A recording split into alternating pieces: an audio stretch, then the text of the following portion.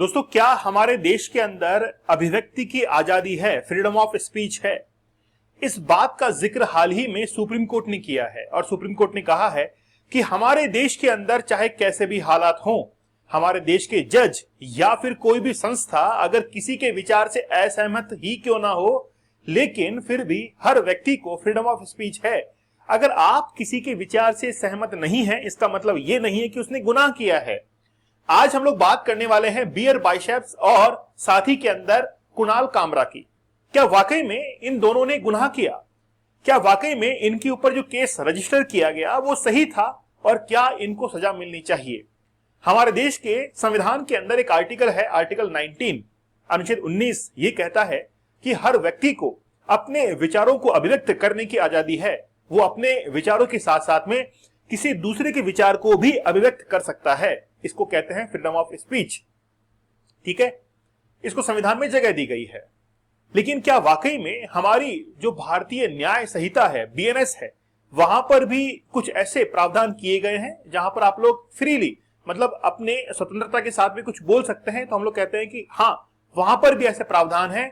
BNS की जो section है 173, उसका सब सेक्शन है 3, जहां पर लिखा हुआ है कि आपको फ्रीडम ऑफ स्पीच जो है एंड फ्रीडम ऑफ एक्सप्रेशन दोनों आपको प्राप्त है। आप किसी भी विचार को अभिव्यक्त कर सकते हैं, चाहे फिर वो खुद के हो या फिर दूसरे के हो। तो बात करते हैं कुणाल कामरा के बारे में और बियर बाइसेप्स के बारे में कि आखिरकार इनको लेकर सुप्रीम कोर्ट ने क्या वर्डिक्ट दिया है और दूसरे जो जज हैं, जो न्यायालय है, उनके लिए भी कुछ हिदायत जो है वो दे डाली है। तो सुप्रीम कोर्ट जो है वो क्या कह रहे हैं, पहले हम लोग ये देख लेते हैं। हाल ही में आपने देखा होगा कि कुणाल कामरा जो कि एक शो के अंदर थे, उन्होंने शो के अंदर एकनाथ शिंदे के लिए कुछ कहा, दाढ़ी वाला है, ये सब कुछ ही कहा। उसके बाद में बियर बाइसेप्स को लेकर कुछ कंट्रोवर्सीज हुई थी और फिर हाल ही के अंदर जो एमपी हैं, मेंबर ऑफ पार्लियामेंट हैं इमरान, इनको लेकर भी कुछ कंट्रोवर्सी जो है वो क्रिएट हुई थी। सबके बारे में हम लोग देखेंगे। सबसे पहली बात यह है कि स्टैंड अप कॉमेडी जो है वो एक आर्ट है और उस आर्ट को परफॉर्म किया जाता है एक स्टेज के ऊपर और बहुत सारे लोग जो है वो देखते हैं।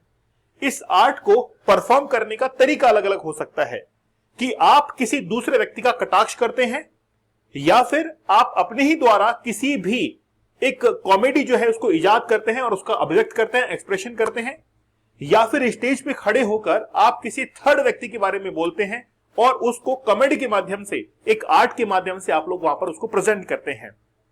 सुप्रीम कोर्ट ने यह कहा है कि जितने भी ये केसेस दर्ज हुए हैं, एपेक्स कोर्ट के द्वारा कहा गया है कि ये जितने भी केस दर्ज किए गए हैं इनको सबको डिसमिस किया जाए और साथ ही के अंदर जितने भी हमारे सब ऑर्डिनेट कोर्ट्स हैं या उनके जज हैं, उनको भी हिदायत दी जाती है कि हमारे देश के अंदर freedom of speech and expression है और अगर आप किसी भी व्यक्ति के विचारों से असहमत हैं तो आपको यह आजादी नहीं मिल जाती है कि आप उनके विचारों को रोक पाए।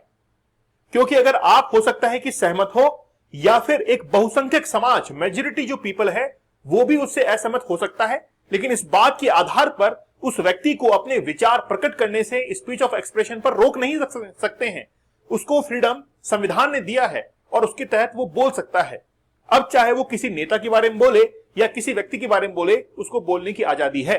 और इसी बात को कुणाल कामरा ने जो है वो बहुत बेहतरीन ढंग से एक आर्ट के फॉर्म में वहां पर एक्सप्रेस करने की कोशिश की। लेकिन चाहे रणवीर अलाहाबादिया हो या कुणाल कामरा हो, दोनों ही ने अपने जो एक्सप्रेशन है वहां पर रखने की कोशिश की। हाल ही में गुजरात पुलिस के द्वारा एक केस जो है वो दर्ज किया गया था अगेंस्ट एमपी है, जो कि एमपी है गुजरात से, और उनके खिलाफ जो है वो केस दायर किया गया था। इनका नाम है इमरान, ठीक है, इनका नाम है कांग्रेस इमरान प्रतापगढ़ी। तो इमरान प्रतापगढ़ी जो है, इनके खिलाफ गुजरात पुलिस ने केस भी दर्ज किया था। अब देखिए हुआ क्या है, तो मैं आपको सिलसिलेवार तरीके से मैं आपको शुरुआत से बताता हूं। 23 मार्च को पहला पैरोडी सॉन्ग जो है वो गाया गया था। महाराष्ट्र के डिप्टी सीएम है एकनाथ शिंदे पर ये बोला गया था कि ठाणे की रिक्शा, चेहरे पर दाढ़ी, आंखों पर चश्मा, हाय हाय, एक झलक दिखलाए कभी गुवाहाटी में छुप जाए। ठाणे की रिक्शा, ये साफ तौर पर जाहिर है कि एकनाथ शिंदे पहले रिक्शा चलाया करते थे और फिर बाद में आज डेप्यूटी सीएम बन चुके हैं। उन्होंने अपनी पार्टी से दगा किया और फडणवीस के साथ में आकर उन्होंने हाथ मिलाया और उसके बाद में कहा गया कि मेरी नजर से तुम देखो, गद्दार नजर वो आए। एकनाथ शिंदे और उसकी पार्टी से जुड़े हुए लोग जब इस बात को सुनते हैं तो ये कहते हैं कि आप हमारे मंत्री के बारे में ऐसा कह रहे हैं। इसीलिए कुणाल कामरा ने जिस होटल से, यानी कि होटल हैबिटेट, जहां से उन्होंने स्पीच दी थी, मतलब स्पीच मतलब ये जो आर्ट फॉर्म रखा था जहां पर स्टैंड अप कॉमेडी की थी, वहां पर तोड़फोड़ करना शुरू कर दिया। अब आप मुझे यहां पर यह बताइए कि आखिरकार कुणाल कामरा से बातचीत करनी चाहिए थी या फिर होटल के अंदर तोड़फोड़ करनी चाहिए थी। दूसरा जो कटाक्ष है कुणाल कामरा की तरफ से, वो देश की अर्थव्यवस्था के ऊपर किया गया कि हम होंगे कंगाल एक दिन, मन में अंधविश्वास, देश का सत्यानाश। मतलब ये इस तरीके से वो पैरोडी जो है वो पेश कर रहे हैं, है ना। मन में नाथुराम हरकते आशाराम, इस तरीके से। तो ये फ्रीडम ऑफ स्पीच है, वाकई में फ्रीडम ऑफ स्पीच है। कोई व्यक्ति अपने विचारों को अभिव्यक्त कर सकता है। ये घटना है 25 मार्च की। उसके बाद में फिर 26 मार्च को तीसरा पैरोडी सॉन्ग, जो कि निर्मला सीतारमण पर कटाक्ष करता है कि आपका टैक्स का पैसा हो रहा है हवा हवाई, इन सड़कों की बर्बादी करने सरकार है आई। इस तरीके से ये कटाक्ष के शब्द जो है वो कुणाल कामरा के द्वारा प्रयोग किए गए। और फिर सुप्रीम कोर्ट ने ये कहा कि किसी भी व्यक्ति को अभिव्यक्ति की आजादी है और वो कुछ भी बोल सकता है। एक व्यक्ति तब तक सब कुछ बोल सकता है जब तक कि हमारी जो नेशनल सिक्योरिटी है या राष्ट्र की अखंडता, उस पर कोई सवाल या निशान खड़ा नहीं हो जाता है। अगर वाकई में किसी व्यक्ति के बोलने से अगर हमारी राष्ट्र की सुरक्षा खतरे में है, उसकी इंटीग्रिटी पर कोई सवाल उठता है, तो उस व्यक्ति के फ्रीडम ऑफ स्पीच पर रोक लगाई जा सकती है। लेकिन हम लोग एक आर्टिकल और पढ़ते हैं और वो है आर्टिकल 352, जिसमें नेशनल इमरजेंसी की बात की जाती है।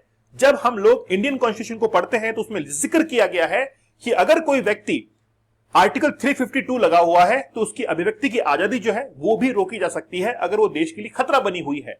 तो यहां पर कुणाल कामरा के द्वारा जो बात कही गई है, ऐसा नहीं लग रहा है कि वो पूरे राष्ट्र के लिए खतरा बनी हुई है। वो केवल अपने विचारों को अभिव्यक्त कर रहे हैं। कुछ लोग जो थे वो इससे असहमत थे, जिन्होंने अपने पार्टी के सदस्यों को वहां पर फिर डायरेक्शन दी और फिर उन्होंने तोड़फोड़ करना शुरू कर दिया। जब एकनाथ शिंदे से यह पूछा गया कि आपके पार्टी के कार्यकर्ता ऐसा कुछ कर रहे हैं, तो डेप्यूटी सीएम साहब ने यह कहा कि यह तो होना ही था। मतलब इनको यह कहना चाहिए था कि मैं उनकी तरफ से माफी मांगता हूं, आगे से ऐसा नहीं होगा। जबकि डेप्यूटी सीएम इस रुतबे के अंदर, इस रुबाब के अंदर कह रहे हैं कि यह तो होना ही था, जैसे का तैसा जो है वो तो होना ही था। इसीलिए हम लोग कह सकते हैं कि एक इररेस्पॉन्सिबल डेप्यूटी सीएम होने के नाते इन्होंने ये बात कही। आप लोगों ने नायक फिल्म देखी होगी। नायक फिल्म के अंदर जब अनिल कपूर सीएम का जब इंटरव्यू लेता है तो उस समय भी कुछ ऐसा ही जो है वार्तालाप वहां पर चलता है। तो इनके द्वारा जो बात कही गई वो भी काफी असंवेदनशील थी, वो भी राष्ट्र के लिए खतरा हो सकती है। तो जिस तरीके से कुणाल कामरा के ऊपर केस चल रहा है, वैसी क्या धमकी, क्या या फिर केस एकनाथ शिंदे के ऊपर भी चल सकता है, क्योंकि इन्होंने तो जनता के ऊपर विश्वास जो है वो खोया है। अब आखिरकार शिवसेना क्यों इस पैरोडी को शिंदे से जोड़कर देख रही है? क्योंकि उसमें कहा गया कि ठाणे का रिक्शा, और ठाणे का रिक्शा कौन चलाता था? एकनाथ शिंदे। चलिए बात करते हैं, न्यूज़पेपर ने इसको कवर किया। मैंने जब इस न्यूज़पेपर को पढ़ा तो मैंने भी इसको फिर मैंने सोचा कि यार स्टूडेंट्स को दिखाना चाहिए, हमारे व्यूअर्स को दिखाना चाहिए। तो बीएनएस का एक सेक्शन है जिसका सेक्शन का नाम है 173, उसका सब सेक्शन है 3, जो कि ये बात करता है कि विचार और अभिव्यक्ति से जुड़े हुए मामले आर्टिकल 19(2) के तहत आते हैं और कोई भी व्यक्ति अपने खुद के विचार और दूसरे के विचारों को भी क्या कर सकता है, अभिव्यक्त कर सकता है। और सुप्रीम कोर्ट का उसके अंदर ऑर्डर दिया गया। सुप्रीम कोर्ट ने कहा कि हमारे देश के अंदर जो न्यायिक व्यवस्था है, आगे से वो ये ध्यान रखे कि किसी भी व्यक्ति के विचारों का अबोलिशन ना हो, कहीं पर भी उसको रोका ना जाए। जब कुणाल कामरा को धमकियां मिलने लगी तो कुणाल कामरा भी उनसे वार्तालाप करते हैं और कहते हैं कि देखिए, जैसे उन्होंने बात की, जितने भी राजनीतिक नेता थे उनसे कहा कि हमारा अभिव्यक्ति की स्वतंत्रता का अधिकार केवल अमीरों और ताकतवर लोगों की चापलूसी करने के लिए नहीं है। भले ही आज हम मीडिया में हमें ऐसा ही विश्वास दिलाने की कोशिश करें, अगर आप एक ताकतवर व्यक्ति पर मजाक नहीं झेल सकते तो इसका मतलब यह नहीं है कि मेरा अधिकार खत्म हो जाएगा। Very good.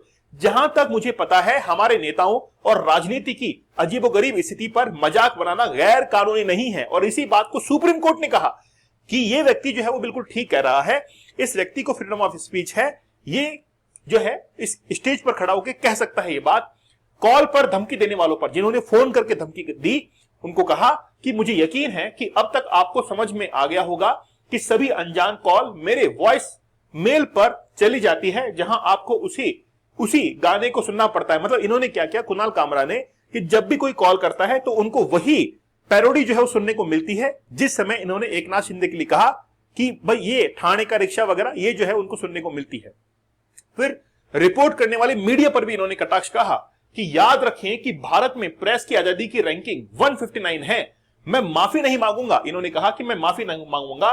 भारत के अंदर जो इसके लिए प्रेस की आजादी की रैंकिंग है वो 159 है। मैंने जो कहा वह वही है जो अजीत पवार पहले डेप्यूटी सीएम थे ने एकनाथ शिंदे के बारे में कहा था। मतलब पहले एक जो नेता थे अजीत पवार, उन्होंने कटाक्ष किया था एकनाथ शिंदे के ऊपर। सेम इसी तरीके से दल बदलू के तौर पर मुझे इस भीड़ का डर नहीं है और मैं अपने बिस्तर के नीचे छुपकर इसका खत्म जो है होने का इंतजार नहीं करूंगा। इसके बाद में तोड़फोड़ करने वाले भीड़ से भी कहा गया, क्योंकि जहां जिस दिन इन्होंने अपने आर्ट फॉर्म को रखा था वो होटल हैबिटेट थी। कहा कि एक मनोरंजन स्थल सिर्फ एक मंच होता है जहां हर तरह के शो चल सकते हैं। हैबिटेट या कोई भी अन्य स्थान मेरी कॉमेडी के लिए जिम्मेदार नहीं है और न ही इस पर नियंत्रण है कि मैं जो है वो क्या कहता और क्या करता हूं। देखिए क्या है, ये बहुत गलत बात है। एकनाथ शिंदे या उस पार्टी के कार्यकर्ताओं ने होटल हैबिटेट के अंदर जाकर तोड़फोड़ की, उस बात का जिम्मेदार कौन है? उनको हिरासत में लिया गया लेकिन उनको जल्द ही छोड़ दिया गया, जल्द ही जो है उनको छोड़ भी दिया गया। लेकिन इसमें होटल की कोई गलती नहीं थी। आज मान लीजिए कि आप लोग ही किसी होटल के अंदर किसी प्रोग्राम का बुकिंग कराते हैं और वहां पर खुदा ना खास्ता कोई गलत काम जो है वो हो जाता है, इसका मतलब ये थोड़ा ना कि वो होटल वाला रेस्पॉन्सिबल है उस चीज के लिए। रेस्पॉन्सिबल तो आप हैं। इसीलिए उस होटल के अंदर जो है तोड़फोड़ की पार्टी के कार्यकर्ताओं ने। ठीक है, कानून और बीएमसी पर भी सवाल उठा कि मैं पुलिस और अदालतों के साथ सहयोग करने के लिए तैयार हूं अगर मेरे खिलाफ कोई कानूनी कार्रवाई होती है, लेकिन क्या कानून उन लोगों पर भी समान रूप से लागू होगा जिन्होंने गुस्से में आकर तोड़फोड़ की? बात सही है। क्या यह बीएमसी के उन सदस्यों पर भी लागू होगा जो बिना किसी सूचना के हैबिटेट पहुंचे और हथौड़े से इसे जो है तोड़ दिया, मतलब लाइटिंग वगैरह सब कुछ वहां पर तोड़ दी? अब बात यह है कि कुणाल कामरा या बियर बाइसेप्स ऐसे जो प्लेटफॉर्म हैं, हम लोग इनको किस स्टेज पर आकर जो है या किस पोजीशन पर आकर जो है इनको तैयार कर सकते हैं, या फिर इनको जो है किस तरीके से हम लोग जो है वो बैलेंस कर सकते हैं? देखिए पहली बात तो ये है, अगर हम लोग बात करें बियर बाइसेप्स के बारे में, बियर बाइसेप्स ने जिस लैंग्वेज का यूज किया था वो हमारे कल्चर का पार्ट नहीं था। वो हमारे कल्चर का पार्ट नहीं था, ना पहले कभी रहा है और ना आगे कभी रहेगा। इसलिए वो एक कॉपी पेस्ट मटेरियल था और इसको फिर अपने रूप में जो है वो बियर बाइसेप्स ने अपनी जबान के अंदर वहां पर कहना शुरू किया। और जब सभी लोगों ने देखा और उन लोगों ने यह महसूस किया कि जब इसी बात को हमारी जनता या फिर हमारे घर के बच्चे जब इस बात से सीखेंगे तो ये तो गलत डायरेक्शन में चला जाएगा, इसीलिए फिर वहां पे आक्रोश जो है वो व्यक्त किया गया और बियर बाइसेप्स जो है ना, रणवीर अलाहाबादिया, उनके ऊपर ये सारी बातें जो है वो आकर फिट बैठ गई। उसके बाद में कुणाल कामरा ने अपने विचार अभिव्यक्ति का यूज किया, freedom of speech and expression का यूज किया और अपनी बातों को कहा। कुणाल कामरा का और रणवीर अलाहाबादिया दोनों का थोड़ा सेपरेट केस है। एक को हम लोग एथिक्स के नजर से भी देख रहे हैं कि ये हमारे कल्चर का पार्ट नहीं है, तो एक को हम लोग कल्चरल पॉइंट ऑफ व्यू से देख रहे हैं, जबकि दूसरा जो है वो totally freedom of speech and expression का पार्ट रहा है। आपका क्या विचार है मुझे आप लोग जरूर बताइएगा, लेकिन ध्यान रखिएगा कि सुप्रीम कोर्ट ने जो वर्डिक्ट दिया है जिसमें कहा गया है कि हर व्यक्ति को, हर नागरिक को विचार और अभिव्यक्ति की स्वतंत्रता है, वो अपने विचारों को किसी के सामने किसी भी तरीके से जो है प्रेजेंट कर सकता है, लेकिन इससे नेशनल सिक्योरिटी और इंटीग्रिटी पर कोई भी असर नहीं होना चाहिए। तो आपके विचारों का इंतजार रहेगा। चैनल के ऊपर नए हैं तो आप लोग जरूर सब्सक्राइब कर दीजिएगा। ये हमारा साइंस का कोर्स है जिसमें हम लोग बायो, फिजिक्स और केमिस्ट्री को कवर कर रहे हैं। अभी फिजिक्स लाइव चल रहा है, आप लोग जरूर ज्वाइन कीजिएगा। ये लाइफ चेंजिंग कोर्स है। 75 डेज का हार्ड चैलेंज आपकी लाइफ बदल लेगा। मैं आप लोगों से वादा करता हूं कि ये जो 75 डेज का हार्ड चैलेंज है ये आपकी बैड हैबिट्स को चेंज करेगा, आपके सबकॉन्शियस माइंड को रीप्रोग्राम करेगा, रिवायर्ड करेगा और आपके अंदर जो कंसंट्रेशन है और फोकस्ड है उसको वापस से लेके आएगा। आप अगर अपने जीवन के अंदर फेलियर्स का सामना कर रहे हैं, इसका सबसे बड़ा रीजन है कि आपके अंदर कंसंट्रेशन और फोकस की बहुत ज्यादा कमी है। अगर वही आपको वापस से मिल जाए तो फिर आप वापस से सक्सेस को पा सकते हैं। इसीलिए हमारा ये 75 डेज का हार्ड चैलेंज आप लोगों के लिए है कि आप एग्जाम को क्रैक करें और आप बिजनेस के अंदर काफी अच्छा करें, तो इसको जरूर एक्सेप्ट कीजिएगा। आप लोगों के विचार का इंतजार रहेगा आज के लेक्चर के ऊपर। मुझे आप लोग कमेंट सेक्शन में जरूर बताइएगा। तो मिलते हैं आप लोगों से अगले सेशन में, तब तक धन्यवाद, थैंक यू, जय हिंद।